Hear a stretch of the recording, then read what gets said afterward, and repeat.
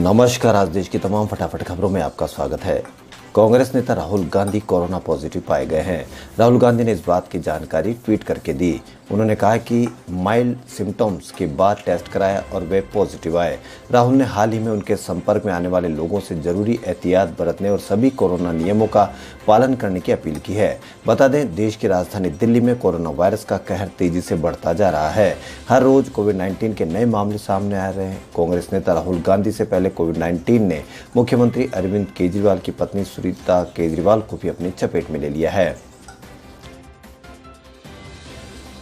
Corona और lockdown की वजह से सिनेमाघर बंद हैं। ऐसे में ओटीटी पर खूब फिल्में और वेब सीरीज बन रही है। इसी वजह से बड़े पर्दे के चेहरे भी ओटीटी की ओर मूव कर रहे हैं। इस लिस्ट में अजय देवगन का नाम भी शामिल हो गया है।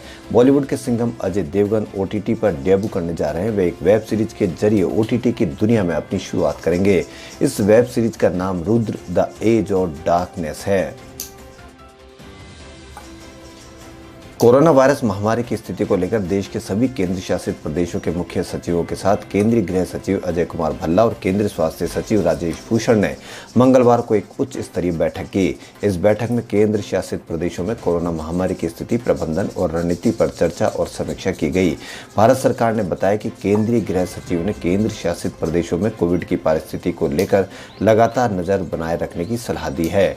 बैठक के दौरान कोविड के अनुरूप व्यवहार का पालन सुनिश्चित किए जाने के साथ आवागमन प्रतिबंध, भीड़ जमा होने पर रोक और बाजार के लिए समय निर्धारित करने जैसे बिंदुओं पर जोर दिया गया।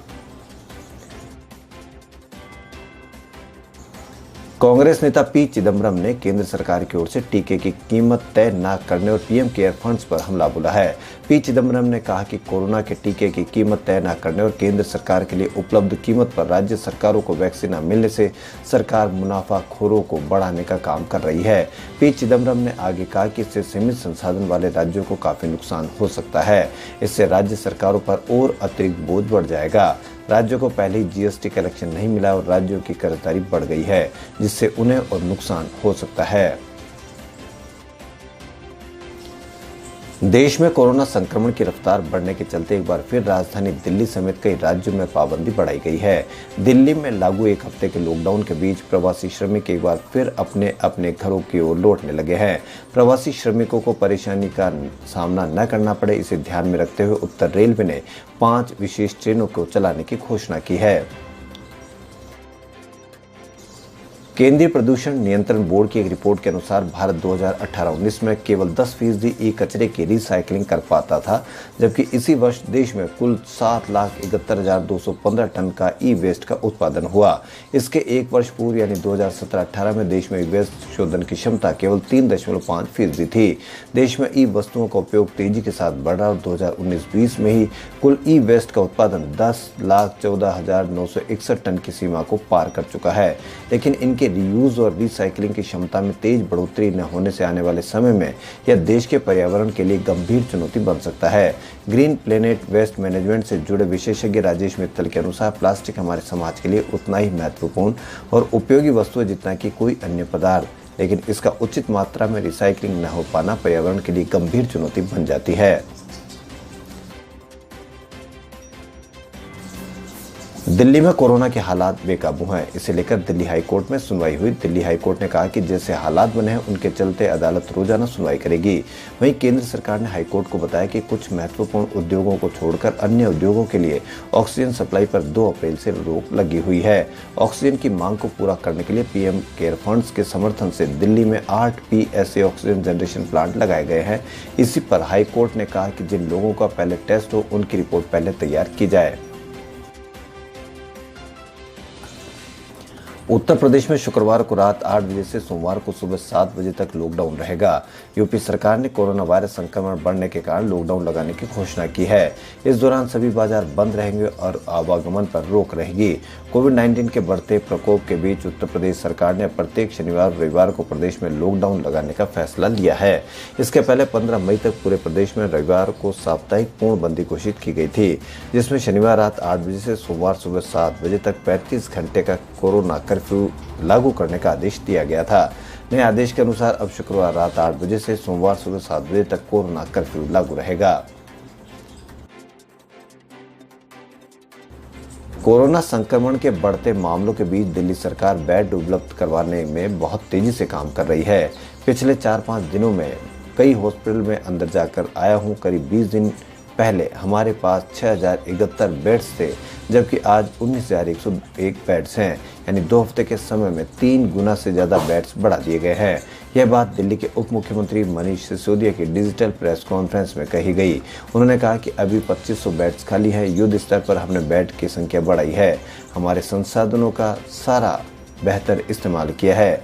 मुख्यमंत्री जी के आदेश पर पिछले दिनों लगातार एक अस्पताल में गया हूं और अस्पतालों की क्षमता को और बढ़ाने का काम किया है। कोरोना वायरस की दूसरी लहर के बीच कोविड मरीजों की बेतहाशा संख्या बढ़ी है। इसे देखते हुए रक्षा मंत्रालय का बड़ा फैसला आया है। मंत्रालय ने कहा कि अब मिलिट्री अस्पताल में भी आम आदमी अपना इलाज करा सकेंगे। देश भर में सेना के 67 अस्पताल हैं। रक्षा मंत्री ने सेना के तीनों प्रमुखों रक्षा सचिवों के साथ बैठक के बाद ये निर्देश सेना के सारे अस्पताल को जारी कर दिए है। इसमें जिला प्रशासन या कोविड के नोडल अधिकारी के जरिए कोविड के मरीजों का इलाज होगा।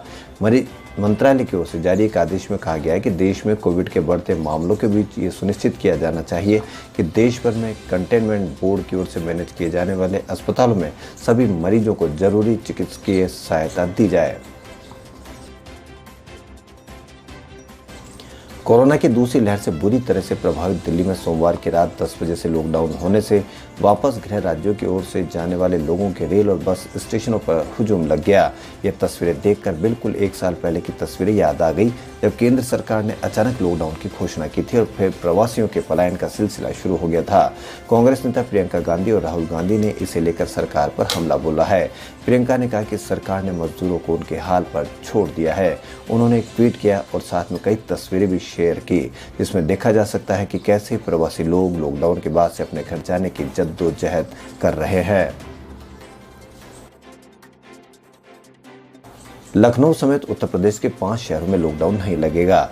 सुप्रीम कोर्ट ने इलाहाबाद हाईकोर्ट के आदेश पर रोक लगा दी है। सोमवार को ही हाईकोर्ट ने लखनऊ, कानपुर, वाराणसी, प्रयागराज और गोरखपुर में 26 अप्रैल तक कंप्लीट लॉकडाउन लगाने के आदेश दिए थे। इसके खिलाफ योगी सरकार ने सुप्रीम कोर्ट में याचिका दायर की। इसी बीच एक बार फिर से योगी सरकार ने पूरे राज्य में वीकली लॉकडाउन लगाने का फैसला लिया है। कोरोना के चलते council for the Indian school certificate examination यानी CISCE ने 10वीं की बोर्ड की परीक्षाएं रद्द कर दी है। यह एग्जाम 4 मई से होनी थी। हालांकि 12वीं की परीक्षाएं रद्द नहीं की गई है, लेकिन इनका शेड्यूल बाद में जारी किया जाएगा। CISCE ने कहा कि 12वीं की परीक्षाएं 16 अप्रैल को जारी सर्कुलर के मुताबिक ही ऑफलाइन मोड में होगी। बॉलीवुड अभिनेत्री ऐश्वर्या राय बच्चन और अभिषेक बच्चन आज अपनी शादी की 14वीं सालगिरह मना रहे हैं। सोशल मीडिया में अपनी व्यक्तिगत जिंदगी के बारे में दोनों बहुत कम ही पोस्ट करते हैं। इनकी परिवार की दोस्त टीना अंबानी ने दोनों को विश करने के लिए दोनों की एक खूबसूरत फोटो सोशल मीडिया पर एक बहुत ही प्यारे संदेश के साथ पोस्ट की है। पूर्व अभिनेत्री और बिजनेसमैन अनिल अंबानी की पत्नी टीना ने एक थ्रोबैक फोटो शेयर की, जिसमें अभिषेक और ऐश्वर्या दोनों लेंस के सामने मुस्कुरा रहे हैं। खबरों फिलहाल इतना ही। यदि आपको हमारा चैनल पसंद आए तो लाइक, सब्सक्राइब और शेयर अवश्य करें। धन्यवाद।